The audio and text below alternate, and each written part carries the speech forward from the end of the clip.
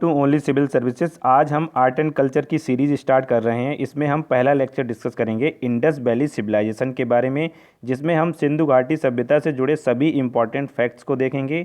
उसके अलावा जो मेंस में सिंधु घाटी सभ्यता से संबंधित प्रश्न पूछे जा सकते हैं उनको भी हम डिस्कशन में शामिल करेंगे। तो चलिए डिस्कशन स्टार्ट करते हैं।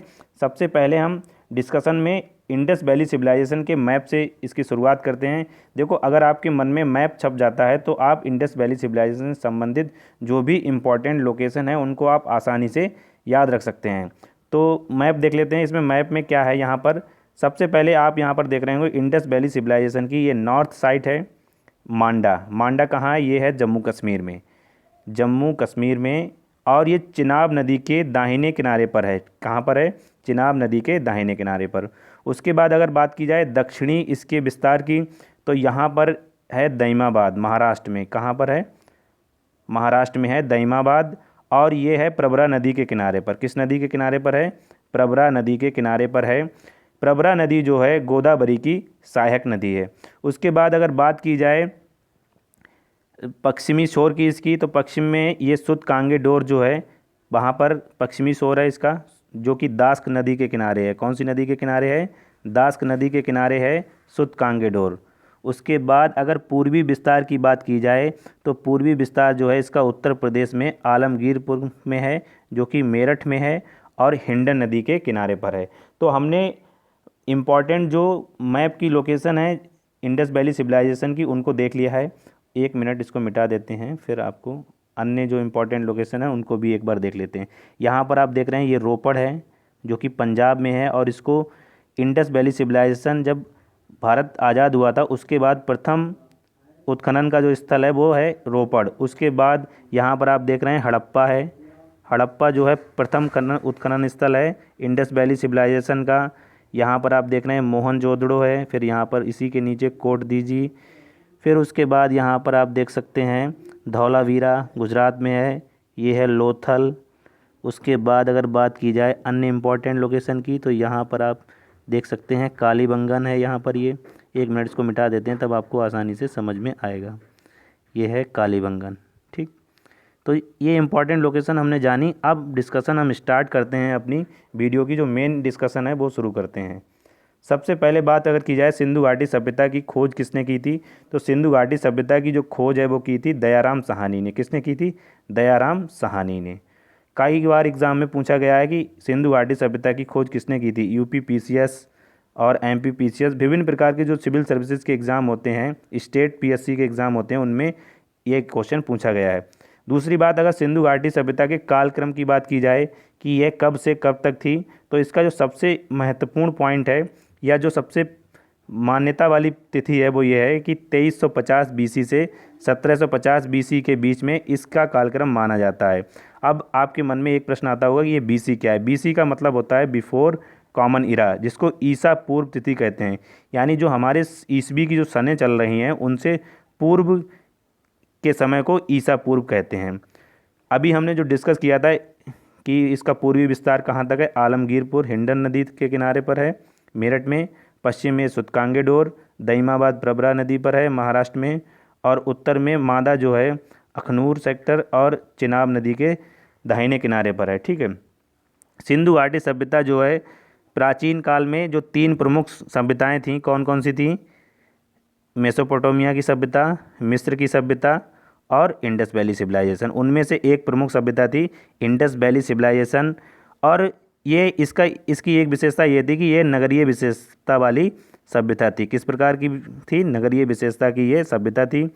इस सभ्यता के प्रमुख 6 नगर हैं, जिनमें मोहनजोदड़ो, हड़प्पा, गढ़वारीवाला, धौलावीरा, राखीगढ़ी और कालीबंगन, ये 6 प्रमुख नगर हैं। इस सभ्यता के 6 प्रमुख नगर हैं जिनके बारे में आपको डिस्कशन में सुनना है और समझना है। देखो, इस डिस्कशन में आपके पास क्या होना चाहिए, एक नोटबुक होनी चाहिए आपके पास, जिससे कि आप जो भी इम्पॉर्टेंट फैक्ट डिस्कस किए जाएं उनको आप नोट कर सकें। क्योंकि अगर आप इन इम्पॉर्टेंट फैक्ट्स को नोट डाउन करते हैं तो आप आसानी से अपना रिवीजन लास्ट टाइम में कर सकते हैं। उसके बाद अगर बात की जाए कि स्वतंत्रता के बाद भारत में सबसे अधिक स्थल कहाँ खोजे गए, तो आंसर होगा गुजरात में।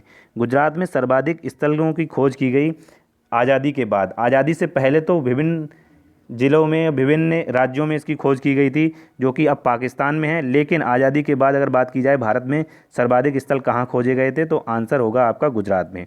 उसके बाद देख लेते हैं अगला, हड़प्पाई कला और वास्तुकला, मतलब हड़प्पा की आर्ट कैसी थी और उनकी आर्किटेक्चर कैसा था।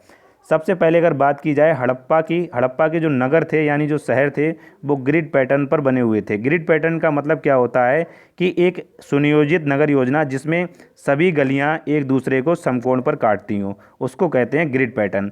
यानी मकानों की जो व्यवस्था थी वो इस प्रकार से थी कि उनकी जो सभी सड़कें हैं वो एक दूसरे को समकोण पर काटती होंगी। यहाँ पर आप देख सकते हैं इस टाइप का ये पैटर्न बनता है, इसको कहा जाता है ग्रिड पैटर्न। ठीक है।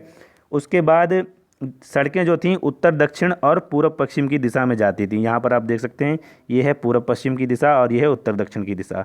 इस प्रकार से नगर पैटर्न बना हुआ था। ग्रिड पैटर्न के बारे में एग्ज़ाम में कई बार एग्ज़ाम में पूछा गया है, तो आपको ग्रिड पैटर्न से संबंधित जो भी बेसिक फैक्ट हैं वो पता होने चाहिए। सबसे पहली बात ये कि ये 90 डिग्री के कोण पर सड़कें इसमें आपस में एक दूसरे को काटती हैं। दूसरी बात, इसमें सड़कें उत्तर दक्षिण और पूर्व पश्चिम की ओर जाती हैं। उसके बाद अगर बात की जाए सिंधु घाटी सभ्यता के नगरों की, तो नगर जो है वो 3 प्रकार के पाए जाते थे। सभ्यता में 3 प्रकार के नगर पाए जाते थे। कौन कौन से? निवास गृह, सार्वजनिक भवन और सार्वजनिक स्नानागार।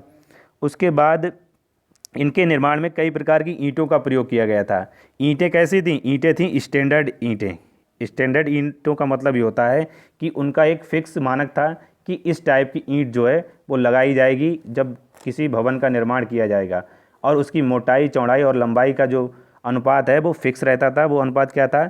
इनकी मोटाई 1 और चौड़ाई 2 और लंबाई 4, जो कि वर्तमान में भी प्रचलित है। 1, 2, 4 का अनुपात इनकी मोटाई, चौड़ाई और लंबाई में रहता था। और इस सभ्यता में पक्की ईंटों का प्रयोग किया जाता था। कैसी ईंटों का प्रयोग किया जाता था? पक्की ईंटों का प्रयोग किया जाता था। जल निकासी की अगर बात की जाए तो जल निकासी की व्यवस्था जो थी वो उत्तम प्रकार की थी। नालियाँ बिल्कुल अच्छे ढंग से बनाई जाती थी जिनमें चूने का और जिप्सम का प्रयोग किया जाता था। उसके बाद अगर बात की जाए कि नगर जो हैं वो कितने भागों में बांटे गए थे, नगरों को 2 भागों में बांटा गया था। एक था गढ़ और दूसरा था निचला नगर। ठीक है। गढ़ के बारे में अगर बात की जाए तो गढ़ में होता क्या था कि यह एक इस प्रकार का हिस्सा होता था जिसमें सभी उच्च वर्ग के लोग रहते थे, यानी अभिजात वर्ग और शासक वर्ग को हम मान सकते हैं कि गढ़ में अभिजात वर्ग और शासक वर्ग रहते थे। यहाँ पर आप देख सकते हैं गढ़ का प्रयोग जो है अन्नागार के लिए, प्रशासनिक भवन के लिए और शासकों के लिए, और अभिजात वर्ग का मतलब होता है जो नोबेल्स थे उनके लिए इनका प्रयोग किया जाता था। उसके बाद अगर बात की जाए सार्वजनिक स्नानागार का जो प्रयोग है वो किसके लिए किया जाता था? जो सार्वजनिक स्नानागार होते थे उनका प्रयोग कर्मकांडीय पवित्रता के लिए किया जाता था। यानी जो रिचुअल्स होते थे उनके बारे में इनको यूज किया जाता था, क्योंकि यह माना जाता था कि इस बात में, इस बृहत स्नानागार में स्नान करने से व्यक्ति जो है वो पवित्र हो जाता है। उसके बाद सर्वाधिक प्रसिद्ध स्नानागार जो है वो कहाँ का है? वो है मोहनजोदड़ो का। कहाँ का? मोहनजोदड़ो का जो स्नानागार है वो सर्वाधिक प्रसिद्ध स्नानागार है, जिसको द ग्रेट बाथ भी कहा जाता है। क्या कहा जाता है? द ग्रेट बाथ भी कहा जाता है। उसके बाद अगर बात की जाए निचले हिस्से की, शहर के जो निचला हिस्सा था नगर का, उसमें क्या था? छोटे छोटे मकान बने हुए थे एक एक कक्ष के। जैसे आपने देखा होगा ना कि गांव में क्या होता है, जो लोग कम पैसे वाले होते हैं या गरीब होते हैं उनके मकान जो प्राय छोटे होते हैं अमीरों की तुलना में। तो इस प्रकार जो सिंगल रूम वाले जो मकान होते थे या जो भवन होते थे उनका प्रयोग श्रमिक वर्ग करता था, यानी जो लेबर फोर्स थी या जो लेबर का काम करते थे, लेबर वर्ग का, उनके लिए क्या था? जो निचला हिस्सा था शहर का उसमें छोटे छोटे मकान होते थे जिसमें एक रूम होता था। ठीक है, 1 या 2 रूम होते थे। तो इनका प्रयोग श्रमिक वर्ग के द्वारा किया जाता था। उसके बाद अगर बात की जाए जल निकासी की, हमने डिस्कस किया कि ये उत्तम प्रकार की थी। इसमें होता क्या था कि जो सड़कें थीं, जो गलियां थीं, उनसे छोटी छोटी नालियां निकलकर एक बड़ी नाली में मिलती थीं जो कि मुख्य सड़क से होते हुए जाती थी। तो इस प्रकार क्या था, जैसा आप देखते होंगे अभी जो स्मार्ट इंडिया मिशन के तहत क्या किया गया है कि स्मार्ट सिटीज़ बनाए जा रहे हैं, तो इसी प्रकार की व्यवस्था जो है हड़प्पा या इंडस वैली सिविलाइजेशन में प्राचीन काल में व्यवस्थित थी। मतलब पानी की व्यवस्था अलग थी बिल्कुल, सड़कें अच्छी व्यवस्था में थीं। तो इस प्रकार हमने ये डिस्कस किया कि इंडस वैली सिविलाइजेशन की आर्ट कैसी थी। उसके बाद नेक्स्ट देख लेते हैं कि इंडस वैली सिविलाइजेशन में मूर्तियों की अगर बात की जाए तो मूर्तियाँ किस प्रकार की थीं। मूर्तियाँ जो हैं इंडस वैली सिविलाइजेशन में मूर्तियों की अगर बात की जाए तो ये 3D में थी। 3D का मतलब होता है 3 डायमेंशनल या त्रिविमीय आकार। त्रिविमीय में क्या मतलब होता है, इसका मतलब ये होता है कि जिसमें लंबाई, चौड़ाई और ऊंचाई तीनों की अगर बात की जाए, या लंबाई, चौड़ाई, मोटाई की बात की जाए, तो तीनों जो थी वो पाई जाती थी। तो इसको कहते हैं 3D। ठीक है, 3D आपने पढ़ा होगा, 3 डायमेंशनल। और इन मूर्तियों में कौन कौन शामिल किए जाते थे, देखो इनमें मोहरें शामिल थीं, कांस्य मूर्ति शामिल थी और मृदभांड शामिल थे। मृदभांड का मतलब होता है पॉट्स, जो बर्तन होते हैं, जो मिट्टी के बर्तन होते हैं, उनको कहते हैं मृदभांड। तो अब इनमें अगर बात की जाए मोहरों की, तो मोहरें जो हैं सबसे अधिक प्रचलित थीं। मोहरों में सबसे अधिक उत्खनन स्थलों से अलग अलग प्रकार की मोहरें पाई गईं। सबसे पहली बात तो क्या है कि डिफरेंट टाइप की अलग अलग मोहरें पाई गईं। ये आपको याद रखना है, बिल्कुल सिंगल टाइप की नहीं पाई गई। कितने प्रकार की पाई गई ये भी नहीं आपको याद रखना है, आपको केवल ये याद रखना है कि डिफरेंट टाइप की मोहरें पाई गई। उसके बाद अगर बात की जाए सबसे अधिक मोहरें कौन सी पाई गई, तो सबसे अधिक मोहरें जो हैं वो वर्गाकार पाई गई। आप यहाँ पर देख सकते हैं इस टाइप की। देखो वर्गाकार का मतलब क्या होता है, वर्गाकार का मतलब होता है जिनकी चारों भुजाएं समान हो। इस टाइप की जो मोहरें थीं वो सर्वाधिक पाई गई थीं। इसके अलावा आयताकार मोहरें पाई गई थीं और वृत्ताकार मोहरें भी पाई गई थीं, कहीं कहीं त्रिकोणीय भी मोहरें पाई गई थीं। और ये जो मोहरें थीं वो बनी हुई किसकी थीं, ये स्टेटाइट की बनी हुई थीं, अगट की बनी हुई थी, चर्ट की बनी हुई थी, तांबा की भी बनी हुई थी और टेराकोटा की भी बनी हुई थी। टेराकोटा क्या होता है, टेराकोटा जो होता है पकी हुई मिट्टी को टेराकोटा कहा जाता है। आगे हम डिस्कस करेंगे टेराकोटा के बारे में। टेराकोटा को, पकी हुई मिट्टी को टेराकोटा कहा जाता है। दूसरी बात, इन मोहरों को बनाने के लिए सोने, हाथी दांत की भी मोहरों का एक उदाहरण मिलता है कई जगह पर। मोहरों पर अगर बात की जाए कि उन पर बना हुआ क्या था, तो मोहरों पर सबसे पहली बात कि चित्राक्षर लिपि थी। चित्राक्षर लिपि का मतलब ये होता है कि उन पर चित्र बने हुए थे और चित्रों की भाषा में उन पर कुछ लिखा हुआ था जो अभी तक पढ़ा नहीं जा चुका है। इंडस वैली सिविलाइजेशन की जो लिपि है वो अभी तक पढ़ी नहीं गई है, ये भी आपको याद रखना है। उसको किसी भी तरह से समझा नहीं गया अभी, केवल आप चित्रात्मक, आप यहाँ पर देख सकते हैं ये मोहरें हैं, इन पर चित्र की सहायता से कुछ भी लिखा हुआ है, लेकिन इनको अभी तक समझा नहीं जा सका है और ना ही इनको अभी तक पढ़ा जा सका है। और इन मोहरों पर अगर बात की जाए, सामान्यतः 5 पशु पाए जाते थे। 5 पशुओं में कुबरदार बैल, गैंडा, बाघ, हाथी, भैंस और बायसन इम्पॉर्टेंट थे। ठीक है, यहाँ पर आप देख रहे हैं बैल, गेंडा, हाथी, भैंस, बायसन, बकरी, ये इम्पॉर्टेंट थे और ये अधिकतर मोहरों पर पाए जाते थे। उसके बाद अगर बात की जाए मोहरों में कुछ अन्य इम्पॉर्टेंट फैक्ट्स की, तो इन मोहरों पर होता क्या था कि एक और या तो पशु की आकृति होती थी या मानव की आकृति होती थी। क्या होता था, एक और या तो एनिमल होता था या ह्यूमन होता था। दूसरी साइड में क्या होता था, दूसरी साइड में होता था मुद्रा लेख। मुद्रा लेख का मतलब होता है कि मुद्रा के बारे में क्या लिखा हुआ है। ठीक है, मुद्रा लेख। या कभी कभी ऐसा होता था कि दोनों ओर मुद्रा लेख होते थे। ठीक है, मतलब दोनों ओर ह्यूमन और एनिमल नहीं होते थे, दोनों ओर मुद्रा लेख हो सकते थे। एक और मुद्रा लेख, एक और ह्यूमन और एनिमल, ये पाए जाते थे। अगर बात की जाए इन मोहरों के प्रयोग की, इन मोहरों का प्रयोग कैसे होता था, क्यों किया जाता था और इनकी इम्पोर्टेंस क्या थी। देखो मोहरों को अभी वर्तमान, जैसे अभी वर्तमान में क्या चलता है, वर्तमान में चलती है करेंसी। करेंसी जो है वो मुद्रा होती है। और तत्कालीन हड़प्पा सभ्यता में क्या था कि इंडस वैली सिविलाइजेशन में करेंसी की बजाय मोहरों का प्रयोग किया जाता था। और ये मोहरें किसके लिए प्रयोग की जाती थी, ये की जाती थी कॉमर्शियल यूज़ के लिए, एजुकेशनल यूज़ के लिए और रिचुअल्स के लिए, यानी ताबीज़ के रूप में भी इनका प्रयोग किया जाता था। वाणिज्यिक प्रयोग के लिए अगर बात की जाए कि कैसे कैसे इनके प्रमाण मिले हैं यहाँ पर, तो उदाहरण जो है पशुपति की मोहर का उदाहरण जो है वो सबसे इम्पॉर्टेंट मोहर का उदाहरण माना जाता है। इस मोहर में क्या था, ये पहली बात तो स्टेटाइट की बनी हुई थी, जिसमें एक यहाँ पर आप देख सकते हैं ये हैं पशुपतिनाथ की जो मोहर है वो यहाँ पर आप देख सकते हैं। इसमें एक पशुपतिनाथ बैठे हुए हैं, एक मनुष्य हैं, इनकी देखो यहाँ पर ये पालती मार कर बैठे हुए हैं। उसके बाद अगर बात की जाए कि 3 सींग थे इनके, 1, 2 और 3, 3 सींगों वाले थे। दाईं ओर हाथी और बाघ है, दाईं ओर हाथी और बाघ है, यहाँ पर आप देख सकते हैं ये है बाघ और ऊपर यहाँ पर है हाथी।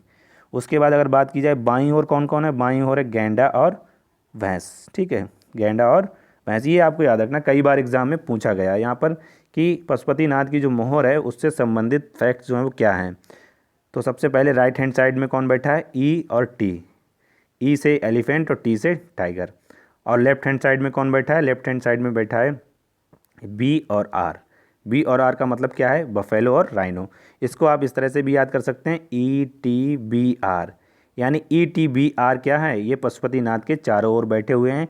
राइट हैंड साइड में कौन है, ई टी है, और बी आर कौन है, लेफ्ट हैंड साइड में। तो इस प्रकार हमने पशुपतिनाथ की मोहर के बारे में डिस्कशन की। उसके बाद यहाँ पर आकृति में नीचे दो हिरन भी दिखाए गए, यहाँ पर आप देख सकते हैं ये हिरन है, दो नीचे हिरन भी दिखाए गए हैं। और देखो हमने बताया कि मोहरों का प्रयोग जो है वो डिफरेंट टाइप के वर्क से के लिए किया जाता था। तो आपको याद रखना है कि ये शैक्षणिक, वाणिज्यिक और ताबीज़ के रूप में इनका प्रयोग किया जाता था। उसके बाद अगर बात की जाए नेक्स्ट मूर्तियों के बारे में, मूर्तियाँ जो हैं वो किस प्रकार की थी।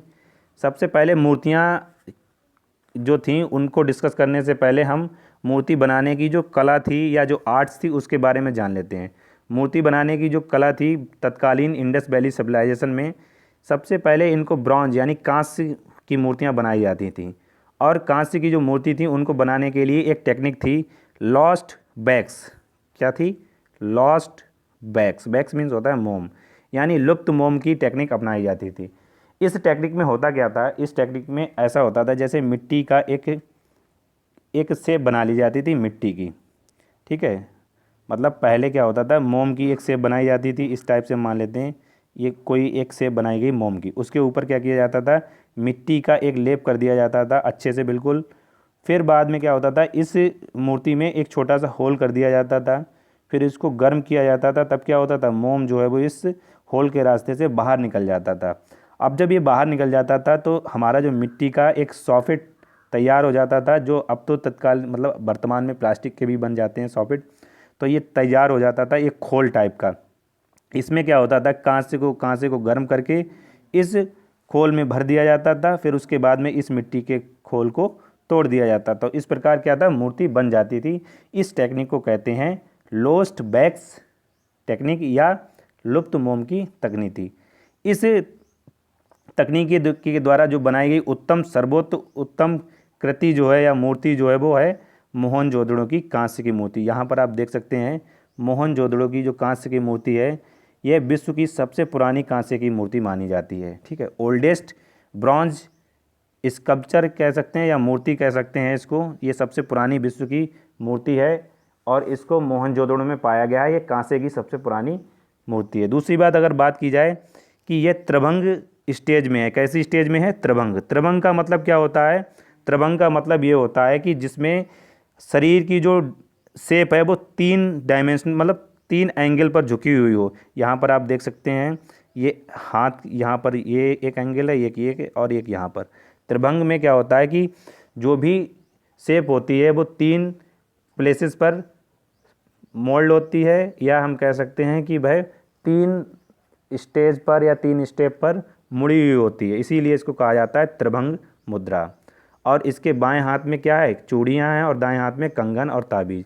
ये भी इम्पॉर्टेंट फैक्ट है, कई बार एग्जाम में पूछा गया है। बाएं हाथ में यहाँ पर आप देख रहे हैं क्या है, चूड़ियाँ हैं, और दाएं हाथ में क्या है, कंगन है और चूड़ी, ठीक है। बाएं हाथ में चूड़ी हैं, दाएं हाथ में कंगन और ताबीज़ पहने हुए हैं, यहाँ पर आप देख सकते हैं, ठीक है। तो ये इम्पॉर्टेंट फैक्ट मोहनजोदड़ो की जो कांस्य मूर्ति है उसके बारे में है। उसके बाद अगर बात की जाए टेराकोटा की, इसके बाद जो अगला जो टॉपिक आता है ना मूर्तियों में वो आता है टेराकोटा। टेराकोटा क्या होता है, ये पकी हुई मिट्टी को टेराकोटा कहते हैं। हमने डिस्कस किया था टेराकोटा जो होती है पकी हुई मिट्टी, मतलब मिट्टी को जब पका लिया जाता है तो उसको कहते हैं टेराकोटा। जैसे आपने देखा होगा कि कुम्हार जो है घड़ा बनाते हैं या घड़े जैसे जो छोटे छोटे बर्तन होते हैं मिट्टी के बनाते हैं, उसको टेराकोटा बोला जाता है, ठीक। उदाहरण के लिए आप यहाँ पर देख सकते हैं मातृ देवी की मूर्ति जो कि हड़प्पा से पाई गई थी, ठीक है। मातृ देवी की जो मूर्ति है ये इम्पॉर्टेंट एग्जाम्पल है टेराकोटा का। और इस मूर्ति में जो है कुशलता का अभाव दिख रहा है। यहाँ पर देखो कांसे की जो मूर्तियाँ थीं उनमें अच्छी टेक्निक अपनाई गई थी और उनकी क्वालिटी भी क्या थी, वो क्वालिटी भी उन टेराकोटा से अधिक थी। यानी क्वालिटी कांसे की मूर्ति और क्वालिटी टेराकोटा की मूर्ति। तो क्वालिटी कांसे की मूर्ति की अधिक थी और टेराकोटा की कम थी। दूसरी बात, इनमें कुशलता का भी अभाव दिखता है। यहाँ पर आप देख रहे हो कि किस टाइप की है, ठीक। और अगर इसमें बात की जाए कि ये क्या क्या पहने हुए, ये धोती, कटी वस्त्र और करधनी पहने हुए हैं। यहाँ पर आप देख रहे हो ये है करधनी, जो कि कमर में पहना जाता है। उसके बाद यहाँ पर आप देख रहे हो ये कटी वस्त्र है। और अगर बात की जाए तो इसको एक खड़ी महिला की एक अनगढ़ मूर्ति भी कहा जाता है, ठीक है। तो ये पाई गई थी हड़प्पा से। उसके बाद आगे हम देख लेते हैं क्या है। आगे की डिस्कशन में हम मृदभांड के बारे में जानेंगे। मृदभांड को कहते हैं मिट्टी के बर्तन। देखो, मिट्टी के बर्तन अभी हमने बताया था कि कुम्हार के द्वारा जो बर्तन बनाए जाते हैं उनको मिट्टी के बर्तन कहते हैं और मृदभांड कहते हैं, ठीक है। मृदभांड दो प्रकार के होते थे, एक तो सादे होते थे यानी बिल्कुल सिंपल, दूसरे होते थे चित्रित, जिन पर इमेज बनी हुई होती थी या डिज़ाइन बनी हुई होती थी। सादे मृदभांड और चित्रित मृदभांड में यही अंतर है कि सादे वाले बिल्कुल सादे होते थे, चित्रित वाले में क्या होता था, उन पर डिज़ाइन और इमेज बनी हुई होती थी। और अगर चित्रित वाले जो मृदभांड थे या पॉट्स थे या बेयर थे, उनकी अगर डिस्कशन की जाए तो ये काले और लाल रंग के पाए जाते थे। तो देखो, पृष्ठभूमि को रंगने के लिए क्या होता था, लाल रंग का प्रयोग किया जाता था। कैसे रंग का प्रयोग किया जाता था, लाल रंग का। यहाँ पर आप देख भी सकते होंगे कि इनकी जो बैकग्राउंड है इनका, वो रेड कलर का है। उसके बाद इस पर जो डिज़ाइन बनाई जाती थी या जो इमेज बनाई जाती थी, उसके लिए प्रयोग किया जाता था काले रंग का। यहाँ पर आप देख सकते होंगे, ये देखो, ये बना हुआ है काले रंग की जो डिज़ाइन है वो बनी हुई है, और इसका जो बैकग्राउंड है वो कैसा है, रेड कलर का है, ठीक है। तो ये पॉट्स के बारे में हमने जाना या बेयर के बारे में जाना, जिनको बर्तन कहते हैं। इन बर्तनों पर क्या होता था, डिज़ाइन में वृक्ष, पक्षी, पशु, विभिन्न प्रकार की जो इमेजेस थी वो बना दी जाती थी, शेप बना दी जाती थी, और ज्यामितीय स्ट्रक्चर भी इन पर पाए जाते थे। ज्यामितीय स्ट्रक्चर में क्या होता है, त्रिभुज बने हुए होते थे, सर्किल बने हुए होते थे, या एंगल कोई बना हुआ होता था, तो इनको कहा जाता था कि ज्यामितीय डिज़ाइन भी इन पर बनी हुई है। अगर बात की जाए इन बर्तनों की या इन मृदभांड की या पॉट्स बेयर की बात की जाए तो ये इनका उपयोग क्या था, इनका उपयोग था अनाज के लिए। इनका भंडारण किया जा सकता था, किसके लिए, अनाज इसमें भरा जा सकता था, मतलब अनाज के स्टोरेज के लिए भी इनका यूज किया जाता था। दूसरी बात अगर की जाए सजावट की, तो सजावट के लिए भी इनका प्रयोग किया जाता था, क्योंकि जो छोटे छोटे पॉट्स होते थे उनका प्रयोग अधिकांशतः सजावट के लिए ही किया जाता था। और एक डिफरेंट टाइप का बर्तन पाया जाता था जिसमें नीचे की साइड क्या होते थे, विभिन्न छोटे छोटे होल होते थे, और इन होलों से शराब जो है वो टपकती रहती थी। तो इसीलिए इन्हें शराब टपकाने वाले बर्तन के उपयोग में भी उपयोग लाया जाता था। इस प्रकार हमने डिस्कस किया मृदभांड के बारे में, जो कि काफ़ी इंपॉर्टेंट डिस्कशन है। यहाँ से क्वेश्चन पूछा जाता है कि क्या इस पर बैकग्राउंड जो था वो ब्लैक कलर का था, तो आंसर होता है बिल्कुल नो। बैकग्राउंड था इनका हमेशा रेड कलर का, और इन पर जो डिज़ाइन होती थी वो कैसे कलर की होती थी, वो होती थी ब्लैक कलर की। उसके बाद अगर बात की जाए, यहाँ पर आप देख सकते हैं ये विभिन्न प्रकार के जो मृदभांड हैं हड़प्पा वैली से, मतलब इंडस वैली सिविलाइजेशन से पाए गए हैं, वो यहाँ पर आप देख सकते हैं, ठीक है। ये देखिए, ये क्या बना हुआ है, यहाँ पर आप बता सकते हैं, ये है टाइगर, ठीक। ये विभिन्न प्रकार के बर्तन हैं, ये छोटे छोटे पॉट्स हैं, ठीक। उसके बाद अगर बात की जाए कुछ इम्पॉर्टेंट प्रमुख लोकेशन की, फिर से हम देख लेते हैं मैप जल्दी से। यहाँ पर आपको रंगपुर दिख रहा होगा, इसी के ऊपर है लोथल, यहाँ पर है धौलावीरा, ये है चौहंदुड़ो, ये है कोट दीजी, ये है मोहनजोदाड़ो, ये है आमरी बालाकोट, ये है सुतकांगेडो, जो कि सबसे पश्चिमी स्थल है। यहाँ पर आप देख सकते हैं मांदा है, जो कि चिनाब नदी के दाहिने किनारे पर है। ये चिनाब है, इसी के दाहिने किनारे पर है मांदा, ऊपर आप देख सकते हैं। इसके बाद बात की जाए, ये राखीगढ़ी है, और यहाँ पर आप देख सकते हैं ये है बनावली, और ये है कालीबंगन, ठीक। इसके ही थोड़ा सा आगे पर है आलमगीरपुर, ठीक। ये इम्पॉर्टेंट मैप की जो हमने फिर से देख लिया, जल्दी से आगे चलते हैं।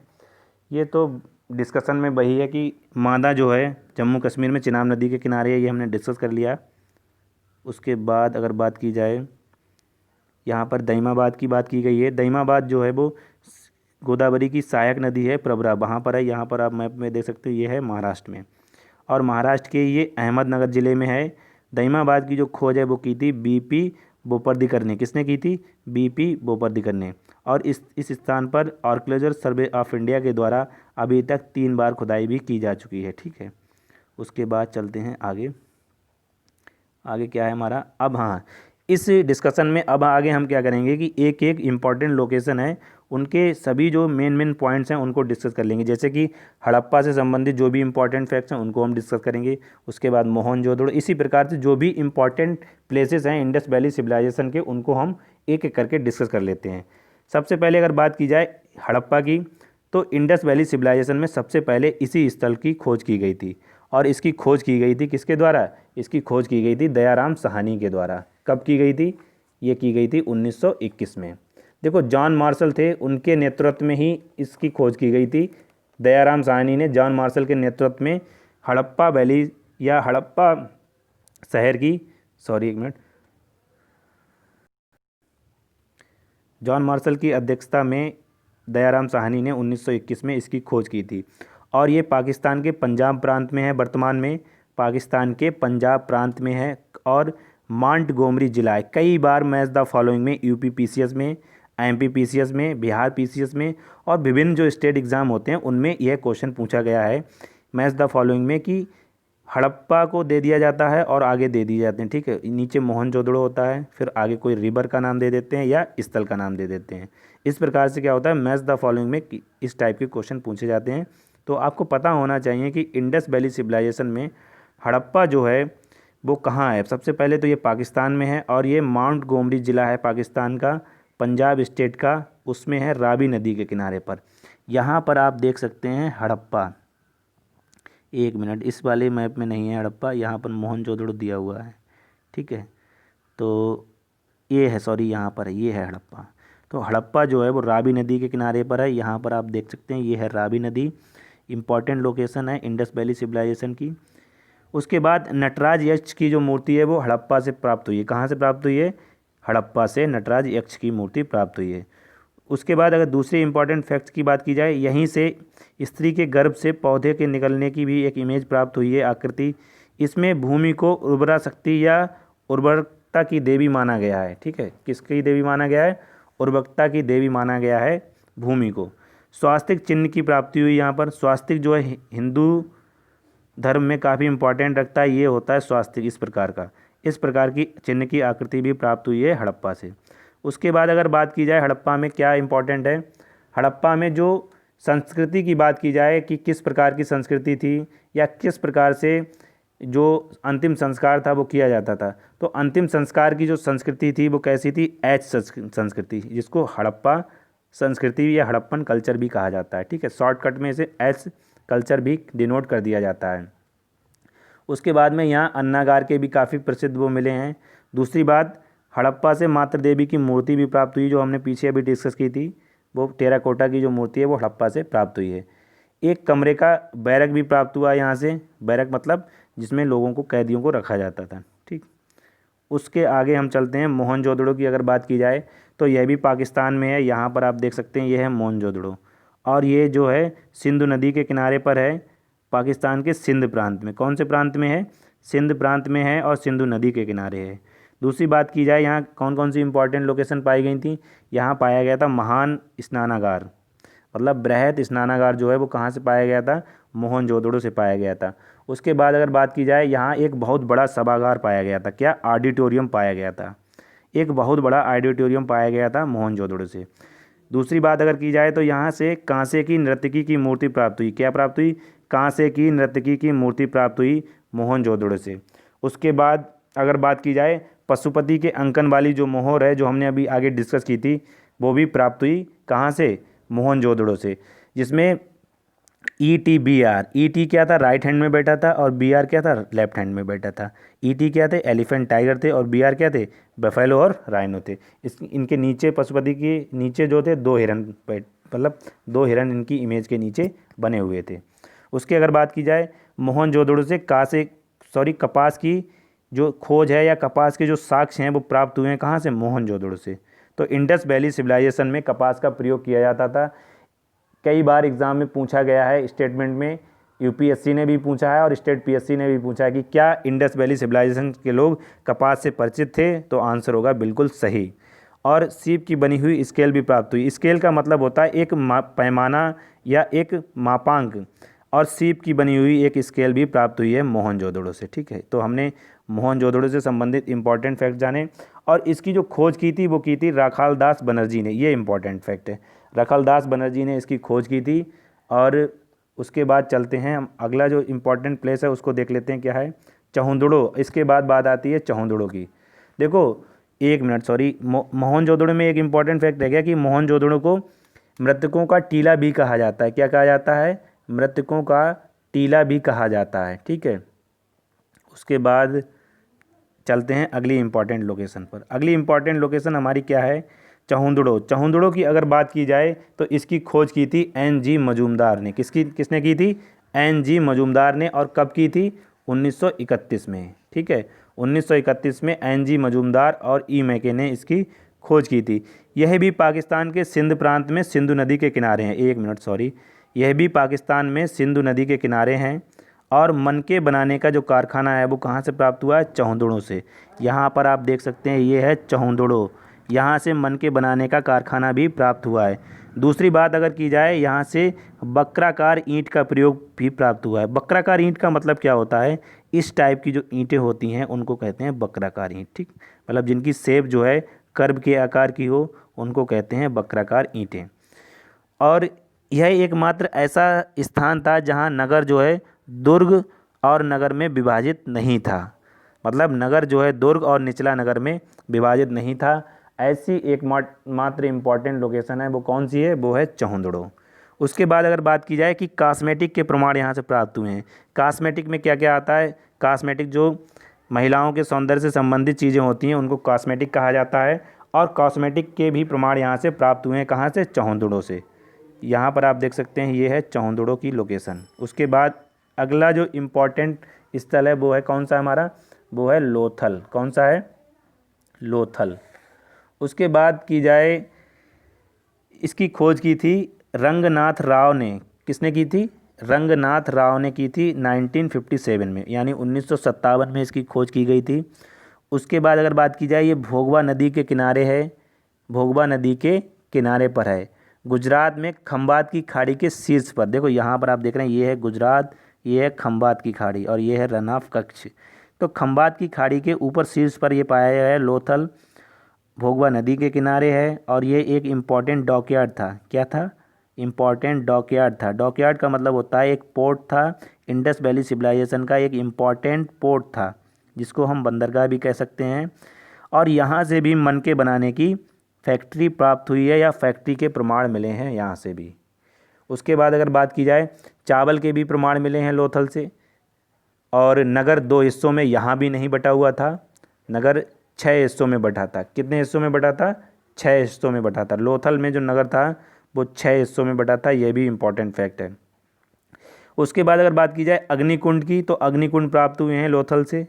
अग्निकुंड का मतलब होता है जिसमें हवन किया जाता है। आपने देखा होगा जब हिंदू धर्म में पूजा की जाती है तो जब यज्ञ किया जाता है या हवन किया जाता है तो उस स्थान को अग्निकुंड कहते हैं जिसमें हवन किया जाता है। चालाक लोमड़ी का दृश्य भी यहीं से प्राप्त हुआ है। जो चालाक लोमड़ी की जो स्टोरी है उसके संबंधित जो भी दृश्य हैं वो लोथल से प्राप्त हुए हैं। ठीक है, उसके बाद ये जो मूर्ति है, लोमड़ी की जो कहानी है वो पंचतंत्र में भी मेंशन की गई है। उसके बाद यहाँ लिखा हुआ है कि जो पुरुष और स्त्री को एक साथ दफनाने के भी प्रमाण मिले हैं यहाँ। मतलब ऐसा नहीं होता था कि अगर पुरुष मरता था तो पुरुष के साथ स्त्री को भी दफना दिया जाता था। इस शब्द का मतलब ये होता है, युग्म समाधियों का मतलब ये होता है कि जैसे एक मैन की अगर डेथ हुई, उसके बाद उसकी पत्नी की जब भी डेथ होती है वुमेन की, तो उसको उसके बगल में ही दफनाया जाता था। ऐसा सिद्धांत प्रचलित था लोथल में। उसके बाद हम देख लेते हैं कौन सा स्थान हमारा इम्पॉर्टेंट है। वो है, अगला स्थान है हमारा कालीबंगन। कालीबंगन की अगर बात की जाए तो ये राजस्थान में है, गंगानगर में। कहाँ है? राजस्थान में है, गंगानगर में। और इसकी खोज की थी अमलानंद घोष ने। किसने की थी? अमलानंद घोष ने 1953 में। कब की थी? 1953 में की थी। कालीबंगन राजस्थान में है और गंगानगर में है और किस नदी के किनारे है, ये है घग्गर नदी के किनारे। गंगानगर जो कि अब हनुमानगढ़ ज़िले में इसका कुछ हिस्सा पहुंच गया है। तो राजस्थान के हनुमानगढ़ ज़िले में घग्गर नदी के किनारे है कालीबंगन। यहाँ पर आप देख सकते होंगे कहीं पर होगा कालीबंगन, कहाँ पर है ये आप देख सकते हैं, ये है कालीबंगन। ठीक है, हनुमानगढ़ ज़िला जो कि पाकिस्तान बॉर्डर के काफ़ी नज़दीक है। यहाँ पर आप देख सकते हैं ये पाकिस्तान बॉर्डर है। उसके बाद अगर बात की जाए यहाँ से क्या प्राप्त हुआ है, तो यहाँ से भी अग्निकुंड की प्राप्ति हुई है। किसकी प्राप्ति हुई है? अग्निकुंड की प्राप्ति हुई है। जुते हुए खेतों के भी साक्ष्य यहाँ से प्राप्त हुए हैं। जो खेत होते हैं ना, प्लोविंग फील्ड यानी जुते हुए खेत होते हैं, उनके भी साक्ष्य यहाँ से प्राप्त हुए हैं। उसके बाद बात की जाए कि 2 फसलों के उगाए जाने के भी साक्ष्य प्राप्त हुए हैं, यानी मल्टी क्रॉपिंग के प्रमाण जो हैं वो यहाँ से प्राप्त हुए हैं। उसके बाद अगर बात की जाए युग्म समाधियों की प्राप्ति हुई है। देखो युग्म समाधियाँ कहाँ से प्राप्त हुई हैं? लोथल से और कालीबंगन से। मन के बनाने की फैक्ट्री कहाँ से प्राप्त हुई है? लोथल से और कालीबंगन से, लोथल से और रोपड़ से। उसके बाद अगर बात की जाए अग्निकुंड की, तो अग्निकुंड की प्राप्ति हुई है लोथल से और कालीबंगन से। ये आपको याद रखने हैं, ये इंपॉर्टेंट फैक्ट्स हैं, आप इनको नोट डाउन कर सकते हैं वीडियो के साथ साथ। और देखो नोटबुक आपके साथ एक होना ज़रूरी रहता है, क्योंकि जो भी इंपॉर्टेंट डिस्कशन की जाती है उसको आप अपनी नोटबुक में नोट डाउन कर सकते हैं, जिससे कि आप कभी भी जब रिवीजन करेंगे इंडस वैली सिविलाइजेशन का तो आपको प्रॉब्लम नहीं होगी। उसके बाद अगर बात की जाए कालीबंगन में एक और, दो ऊँट की हड्डियाँ जो हैं वो कहाँ से प्राप्त हुई हैं? कालीबंगन से। कभी भी एग्जाम में क्वेश्चन पूछा जाए ऊँट की हड्डी कहाँ से प्राप्त हुई तो आंसर होगा कालीबंगन। क्यों? देखो अगर आपको याद भी नहीं हो तो आप गैस कर सकते हैं कालीबंगन कहाँ है? राजस्थान में। और राजस्थान में क्या पाए जाते हैं? ऊँट अधिक पाए जाते हैं रेगिस्तान में। और ऊँट जब रेगिस्तान में अधिक पाए जाते हैं तो ऊँटों की अगर हड्डियों की अगर बात की जाएगी अवशेष की, तो कहाँ प्राप्त होंगे? राजस्थान में प्राप्त होंगे या फिर यूपी में प्राप्त होंगे? तो राजस्थान का जो आंसर है वो ज़्यादा आप गैस से भी लगा सकते हैं। तो आपको पता होना चाहिए कि राजस्थान में कालीबंगन है और कालीबंगन से ऊँटों की हड्डियों के साक्ष्य भी प्राप्त हुए हैं। दूसरी बात अगर बात की जाए कालीबंगन जो है इसका मतलब ये होता है कि काली चूड़ियाँ, क्या होता है? काले कलर की जो चूड़ियाँ होती हैं उनको कालीबंगन कहते हैं। इसको नाम क्यों दिया गया था? देखो हमने डिस्कस किया था कि जो मृदभांड होते थे उन पर रेड कलर का क्या होता था? बैकग्राउंड होता था, और ब्लैक कलर की क्या होती थी? इमेजेस होती थी, या ब्लैक कलर की जो भी डिज़ाइन होती थी वो ब्लैक कलर की होती थी, इसीलिए इसको कहा जाता है कालीबंगन। अगर बात की जाए कुछ और इम्पॉर्टेंट डिस्कशन की यहाँ से, तो यह मोहनजोदड़ो की तरह प्लांट नहीं था, मतलब कि ये इतनी इम्पॉर्टेंस सिटीज़ नहीं थी। कालीबंगन इसको उस हिसाब से डेवलप नहीं किया गया था जिस हिसाब से बाकी की अन्य डेवलप की गई थी। दूसरी बात की जाए कि यहाँ की जल निकासी की व्यवस्था भी उतनी उत्तम नहीं थी जितनी अन्य इंडस वैली सिविलाइजेशन के प्लेसेस पर थी। और अगर बात की जाए इंडस वैली सिविलाइजेशन में, तो इस स्थल से सिर्फ फर्श बनाने के लिए इस्तेमाल की जाने वाली, देखो यहाँ पर क्या था, जो फर्श होता था उसके लिए सजावटी ईंटों का प्रयोग किया जाता था कालीबंगन में। अब सजावटी ईंटें वर्तमान में आप क्या कह सकते हैं उनको? सजावटी ईंटों को वर्तमान में आप मान सकते हैं क्या? टाइल्स वगैरह जो होती हैं, तो एग्ज़ाम में टाइल्स से रिलेट करके क्वेश्चन पूछा जा सकता है कि टाइल्स जो है वो कहाँ से प्राप्त होती थी। तो कालीबंगन में टाइल्स या फर्श को बनाने वाली जो सजावटी ईंटें थीं वो पाई जाती थीं। उसके बाद अगर बात की जाए एक अन्य इम्पॉर्टेंट लोकेशन की, तो उसका नाम है वनवाली। क्या है नाम? वनवाली। ये कहाँ है? ये है हरियाणा में। बनावली भी कहीं लिखा होता है, कहीं वनवाली भी लिखा होता है। ये है सबसे पहली बात, तो कहाँ? ये हरियाणा में है। दूसरी बात की जाए ये कौन से ज़िले में है, तो ये हिसार में है। तीसरी बात की जाए कि इसके इम्पॉर्टेंट फैक्ट्स क्या क्या हैं, इसके इम्पॉर्टेंट फैक्ट्स ये हैं, ये रंगोई नदी के किनारे है। कौन सी नदी के किनारे है? रंगोई नदी। ठीक है, रंगोई गा है, ठीक है, रंगोई नदी के किनारे है। और इसकी जो खोज की थी वो किसने की थी? R.S. बिस्ट ने इसकी खोज की थी 1973 और 74 में। यहाँ से हड़प्पा के पहले, हड़प्पा के जो डेवलपमेंट स्टेज थी वो, और हड़प्पा के बाद वाली स्टेज, तीनों के साक्ष्य प्राप्त हुए हैं बनावली से। ये इम्पॉर्टेंट बात है। उसके बाद बात की जाए उत्तम क्वालिटी के, यहाँ से जौ प्राप्त हुआ है उत्तम क्वालिटी का। मिट्टी के बर्तन भी प्राप्त हुए हैं, अग्नि वेदियाँ भी प्राप्त हुई यानी अग्निकुंड भी प्राप्त हुए हैं। और जो सबसे इम्पॉर्टेंट है, यहाँ से एक हल की प्राप्ति हुई है, मिट्टी के बने हुए हल की आकृति की एक इमेज प्राप्त हुई है, एक नक्शा प्राप्त हुआ कह सकते हैं, या एक हम कह सकते हैं उसका डेमो प्राप्त हुआ है यहाँ से, जो कि काफ़ी इंपॉर्टेंट है। कई बार एग्जाम में पूछा जाता है कि हल के जो साक्ष्य हैं वो कहाँ से प्राप्त हुए हैं, वो प्राप्त हुए हैं बनावली से। और यहाँ से बाणों के भी साक्ष्य प्राप्त हुए हैं, किसके, बाण, इसीलिए इसका नाम बाणावली या बनावली रखा गया है। उसके बाद अगर बात की जाए कि नगर योजना जो है इसकी वो किस प्रकार की, शतरंज की बिसात की तरह थी, यानी जिस तरह से ग्रिड पैटर्न पर ये थी बनी हुई। यहाँ से बांस बेसिन भी प्राप्त हुआ है, जो कि अब आप जानते हो बांस बेसिन जिसमें हैंड मतलब हाथ वगैरह धुलने के लिए जो यूज होता है उसको कहते हैं बांस बेसिन भी प्राप्त हुआ है। स्याही से लिखे हुए लेख भी प्राप्त हुए हैं। क्या प्राप्त हुए हैं, स्याही से लिखे हुए लेख भी यहाँ से प्राप्त हुए हैं। ठीक है, तो ये इंपॉर्टेंट डिस्कशन की हमने बनावली के बारे में। उसके बाद एक अन्य इंपॉर्टेंट लोकेशन है रोपड़। रोपड़ कहाँ पर है ये आपको बताना है। रोपड़ जो है सबसे पहले आपके मन में तुरंत से आना चाहिए, कहाँ है, ये पंजाब में है। यहाँ पर आप देख सकते हो ये है पंजाब में रोपड़। ठीक है, 1 मिनट इसको मिटा देते हैं, फिर से देखो हाईलाइट करते हैं तब आपको समझ में। ये है रोपड़। ठीक, रोपड़ जो है हमारा पंजाब में है। और उसके बाद अगर बात की जाए ये किस नदी के किनारे है, तो ये है सतलज नदी के किनारे। यहाँ पर आप देख सकते हैं ये है हड़प्पा और ये है कई विभिन्न पंच नदियाँ हैं सिंधु घाटी सभ्यता की। यहाँ पर आप देख सकते हैं रोपड़ जो कि सतलज नदी के किनारे पर है। उसके बाद अगर इसकी बात की जाए कि इसकी खोज किसने की थी, इसकी खोज की थी यज्ञदत्त शर्मा ने 1953 में। कब की थी, 1953 में इसकी खोज की थी यज्ञदत्त शर्मा ने। और इसमें क्या है, ये भारत में आज़ादी के बाद खुदाई वाला प्रथम स्थल था। यहाँ पर आज़ादी के बाद इंडस वैली सिविलाइजेशन की जो खुदाई स्टार्ट की गई थी भारत में सबसे पहले रोपड़ में ही की गई थी। और इस स्थान से व्यक्ति के साथ कुत्ते को दफनाने के भी प्रमाण प्राप्त हुए हैं। इम्पॉर्टेंट है, कुत्ते के साथ मानव के साथ कुत्ते को दफनाने के भी साक्ष्य यहाँ से प्राप्त हुए हैं। ठीक, उसके बाद अगर बात की जाए आगे जो इम्पोर्टेंट लोकेशन है वो है आलमगीरपुर। आलमगीरपुर कहाँ है, ये है हमारे उत्तर प्रदेश में मेरठ में। कहाँ पर है ये, उत्तर प्रदेश के मेरठ शहर में है ये। और हिंडन नदी के किनारे पर है। कहाँ पर है ये, हिंडन नदी के किनारे पर है। दूसरी अगर बात की जाए इसकी खोज किसने की थी, इसकी खोज की थी यज्ञदत्त शर्मा ने। किसने की थी, यज्ञदत्त शर्मा ने इसकी खोज की थी।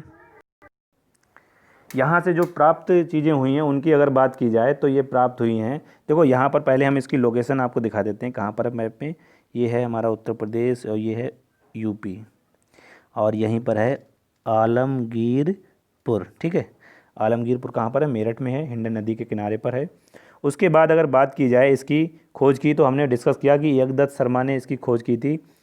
उसके बाद अगर बात की जाए इंपॉर्टेंट, यहाँ से देखो मिट्टी की नाद प्राप्त हुई। नाद को क्या कहते हैं, ट्रो। जैसे जो जानवरों के खाने के लिए जो स्थान बनाया जाता है जिसमें चारा रखा जाता है उसको कहते हैं नाद। और यहाँ से प्राप्त हुई है मिट्टी की नाद। रोटी बनाने के लिए जिस चीज़ का प्रयोग किया जाता है जिसको हम पाटा भी कहते हैं वर्तमान में, तो वहाँ रोटी बनाने की जो चौकी है वो प्राप्त हुई है आलमगीरपुर से। ठीक है, कहाँ से प्राप्त हुई है, आलमगीरपुर से। कठौती भी प्राप्त हुई है, कठौती जो कह सकते हैं हम जिसको कढ़ाई कहते हैं अब। ठीक है, बड़ी सी जो होती है बहुत, वो भी यहाँ से प्राप्त हुई है। उसके बाद अगर बात की जाए यहाँ से कुछ इम्पोर्टेंट और अन्य लोकेशंस की, वो उनमें आता है धौलावीरा। धौलावीरा की अगर बात की जाए तो धौलावीरा जो है वो गुजरात में है। कहाँ पर है, गुजरात में है धौलावीरा। धौलावीरा की लोकेशन आप देख सकते हैं यहाँ पर है, ये धौलावीरा। ये है रंगपुर। रंगपुर भी कहाँ पर है, ये है गुजरात में। इसके ऊपर है लोथल। और देखो धौलावीरा जो है भारत में सबसे बड़ा सिंधु सभ्यता का स्थल है। कौन सा है, भारत में सबसे बड़ा सिंधु सभ्यता का स्थल है धौलावीरा। उसके बाद अगर बात की जाए सबसे बड़े की, तो सबसे बड़ा जो है वो कौन सा है, वो है मोहनजोदड़ो। और भारत में धौलावीरा। यहाँ से खेल के मैदान के प्रमाण प्राप्त हुए, यानी स्टेडियम के प्रमाण जो हैं वो प्राप्त हुए हैं। कहाँ से, धौलावीरा से स्टेडियम के प्रमाण प्राप्त हुए हैं। दूसरी बात की जाए कि इसकी खोज किसने की थी, इसकी खोज की थी जेपी जोशी ने। जेपी जोशी ने। और यहाँ से एक जलाशय मिला है, यानी एक पॉन्ड मिला है, तालाब मिला है, जलाशय बहुत बड़ा यहाँ से प्राप्त हुआ है। साइन बोर्ड भी यहाँ पर प्राप्त हुआ है जो कि अद्भुत जल संचयन की प्रणाली को बताता हुआ है।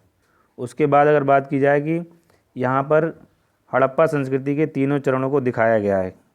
कौन कौन से चरणों को दिखाया गया है, जो कि हड़प्पा पूर्व, मतलब हड़प्पा से पूर्व कौन सी सब किस प्रकार की सभ्यता थी, और हड़प्पा की जो विकसित स्टेज है उस समय कौन सी सभ्यता थी, और हड़प्पा के बाद की जो स्टेज है वो कौन सी सभ्यता थी। तो तीनों स्टेज जो हैं यहाँ पर मिलती हैं इंडस वैली सिविलाइजेशन की। दूसरी अगर बात की जाए तो यहाँ पर बलुआ पत्थर का सबसे ज़्यादा प्रयोग किया गया है ईंटों बनाने के लिए, बलुआ पत्थर का सबसे ज़्यादा प्रयोग किया गया है। उसके बाद यहाँ पर आप देख सकते हैं कि कौन कौन सी इम्पोर्टेंट चीज़ें कहाँ कहाँ से प्राप्त हुई हैं, जो कि हमने डिस्कस कर लिया। यहाँ पर आप देख सकते हैं गुजरात में सुरकोतदा, जो कि घोड़े की हड्डियों के साक्ष्य का प्राप्त हुआ है पहले। सुरकोतदा से क्या है, घोड़े की हड्डियों के साक्ष्य प्राप्त हुए हैं। और अगर बात की जाए उत्तर प्रदेश में तो हमने बताया था नान ट्रो बना है। उसके बाद पंजाब में रोपड़ की अगर बात की जाए तो मानव को एक गड्ढे में दफनाया जाता था, किसके साथ, कुत्ते के साथ दफना दिया जाता था। कुत्ते के साथ दफनाने के जो साक्ष्य हैं वो कहाँ से प्राप्त हुए हैं, वो प्राप्त हुए हैं रोपड़ से।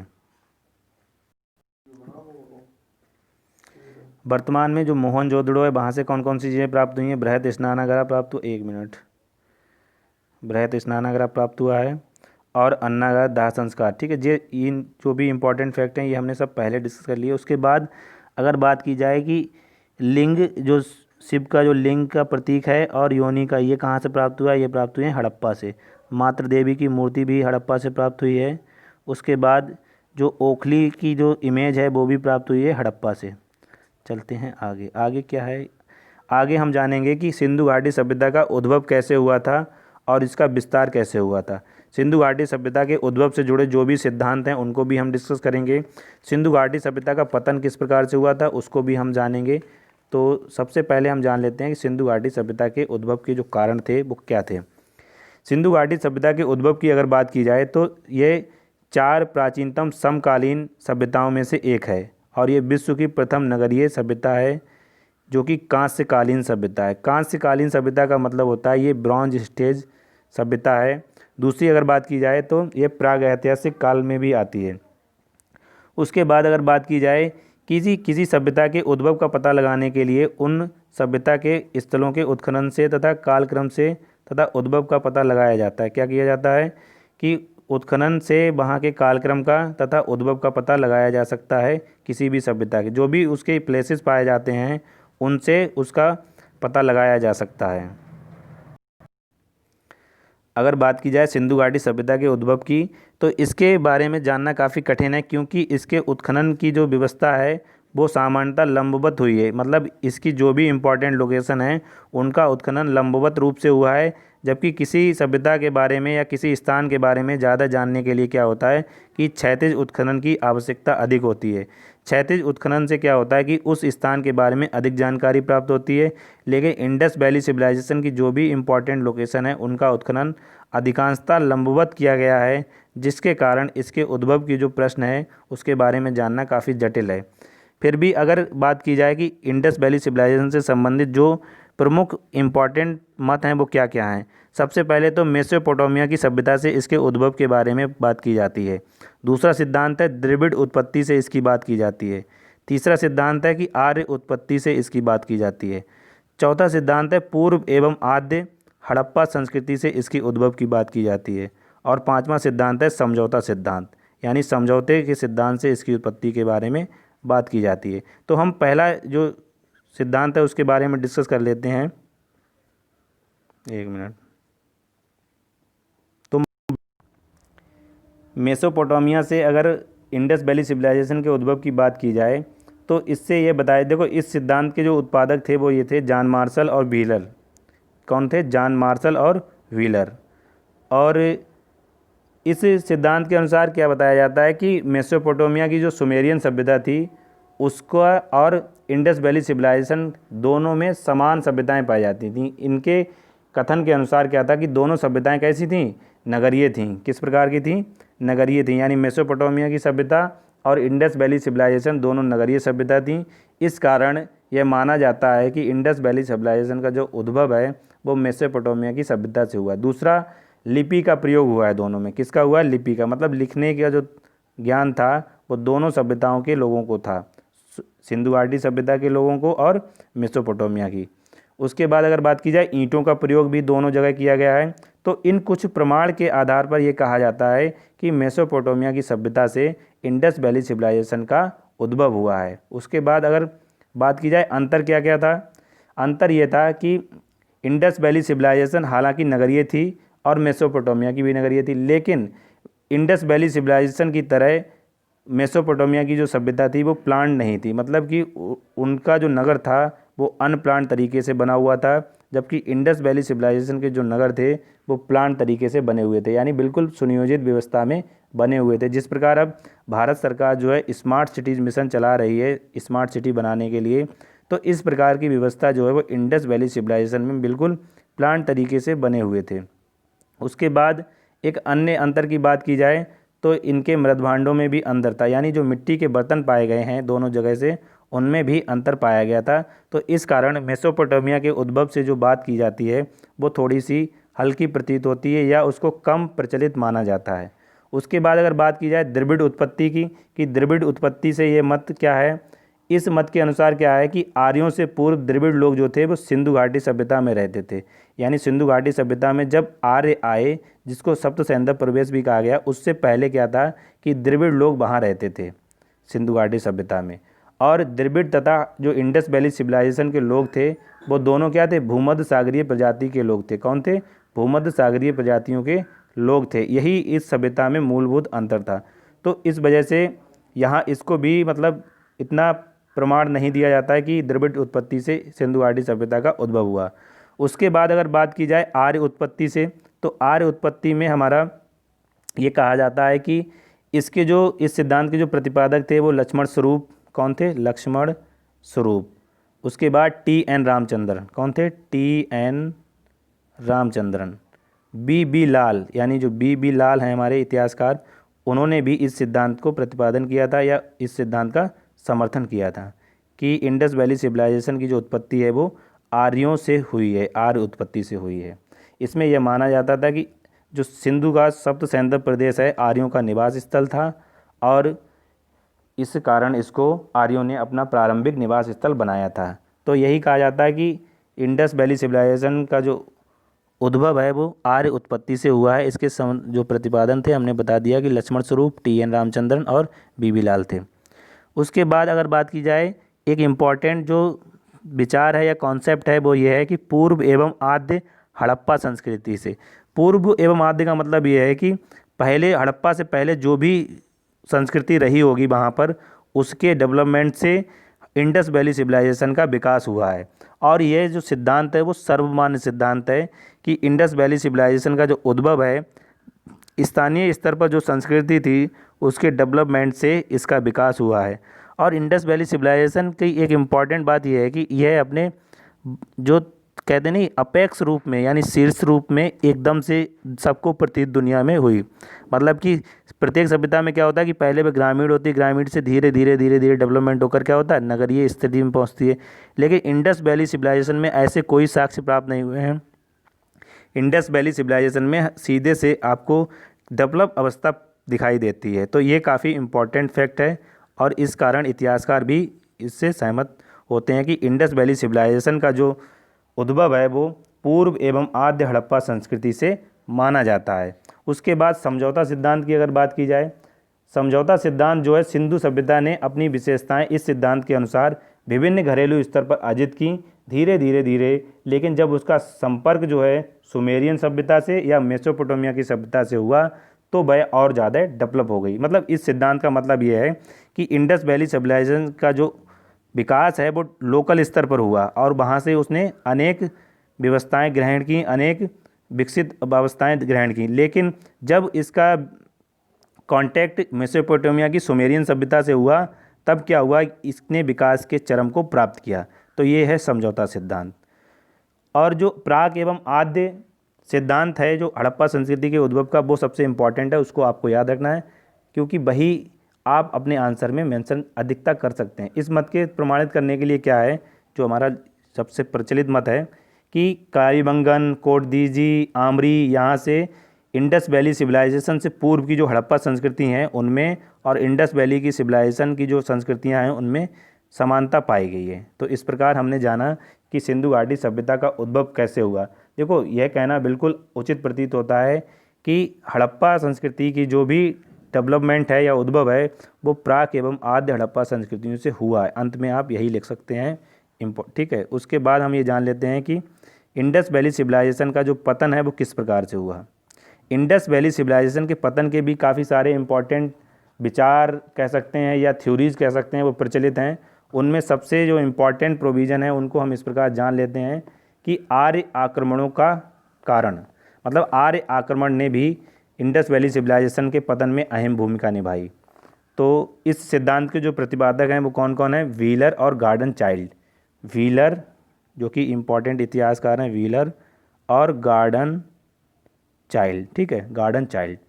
उसके बाद अगर बात की जाए जलवायु परिवर्तन की, तो जलवायु परिवर्तन का जो सिद्धांत है वो दिया है आर.एल. स्टाइन और अमलानंद घोष ने। किसने दिया है, आर.एल. स्टाइन और अमलानंद घोष ने।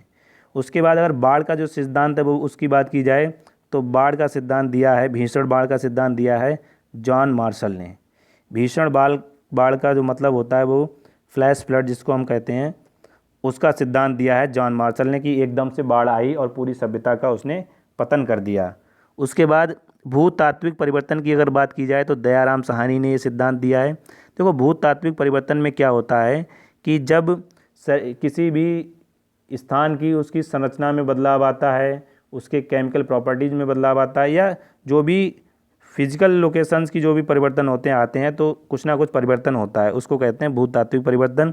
और दयाराम साहनी ने इस सिद्धांत का प्रतिपादन किया है कि उनके अनुसार भूतात्विक परिवर्तन के कारण इंडस वैली सिविलाइजेशन का जो पतन हुआ है वो इंडस वैली सिविलाइजेशन के कारण हुआ है।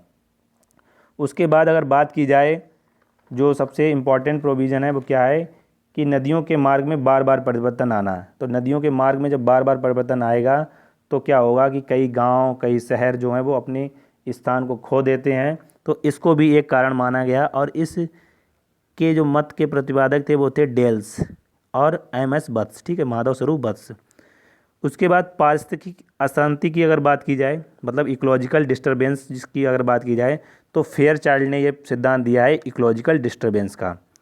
उसके बाद अगर आर्थिक कारणों में बात की जाए तो आर्थिक कारण में व्यापार एवं समृद्धि की कमी के कारण इंडस वैली सिविलाइजेशन का पतन हुआ। देखो धीरे धीरे क्या हुआ था कि इंडस वैली सिविलाइजेशन अपने चरम पर थी, फिर क्या हुआ सुमेरियन सभ्यता से उसका व्यापार कम हुआ धीरे धीरे, फिर धीरे धीरे जब व्यापार कम हुआ तो उसकी समृद्धि में कमी आई, और जब समृद्धि में कमी आई तो इसका पतन हो गया। देखो क्या था कि सुमेरियन सभ्यता के लोग भी जब धीरे धीरे डेवलप करने लगे तो क्या हुआ, वहाँ के लोगों का जो इम्पोर्ट था वो यहाँ से कम होने लगा, मतलब व्यापार में कमी आई, इस कारण आर्थिक पतन हुआ।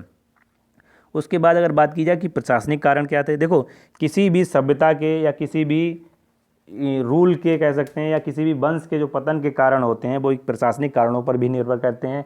जैसे आपने मॉडर्न हिस्ट्री में पढ़ा होगा कि मुग़ल वंश के पतन के कई सारे कारण थे, उनमें से एक एडमिनिस्ट्रेशन वाला भी फैक्ट था कि एडमिनिस्ट्रेशन जो है कुशल नहीं था।